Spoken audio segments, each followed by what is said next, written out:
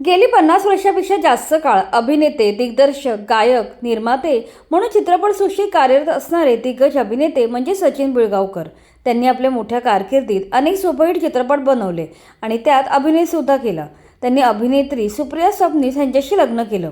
पुढे त्यांची मुलगी श्रिया पिळगावकर देखील अभिनय क्षेत्रात आली. श्रियाने कमी कालावधीतच आपली स्वतंत्र ओळख निर्माण केली आहे. सचिन आणि सुप्रिया यांना श्रिया ही एकमेव मुलगी नव्हती. सचिन यांनी त्यांचं पुस्तक हाच माझा मार्ग ऐकला या पुस्तकामध्ये याबद्दल लिहिलं आहे. श्रियानंतर सचिन यांना आणखी 2 मुले झाली होती. मात्र ही दोन्ही मुले दगावली होती. नक्की काय झाले होते चला सविस्तरपणे जाणून घेऊ.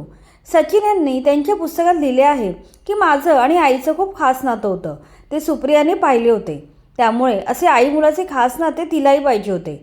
त्यामुळे श्रिया झाल्यानंतर पुढे मुलगासुद्धा व्हावा अशी तिची इच्छा होती. यामुळे श्रियानंतर आणखी एक मुलगा व्हावा यासाठी सचिन आणि सुप्रिया यांनी प्रयत्न सुरू केले.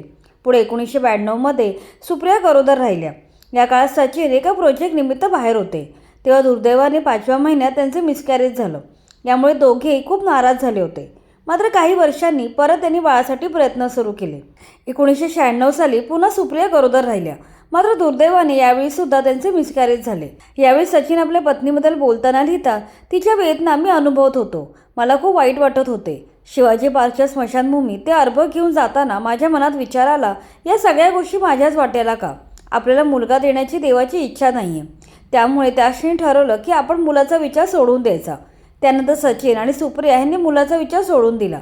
मात्र बऱ्याच वर्षांनी देवाने त्यांची मुलाची इच्छा पूर्ण केली. ते आपल्या पुस्तकात लिहितात, अचानक 2 मुले आमच्या आयुष्यात आली. जणू काही देवाने दिलेल्या दुःखाचे निवारण केले. पुढे सचिन यांनी लिहिलं आहे की स्वप्नील जोशी आणि अली असगर आमच्या आयुष्यात आले आणि ते नकळत आमचे होऊन गेले. आज ते आमच्या कुटुंबाचा अविभाज्य भाग आहेत.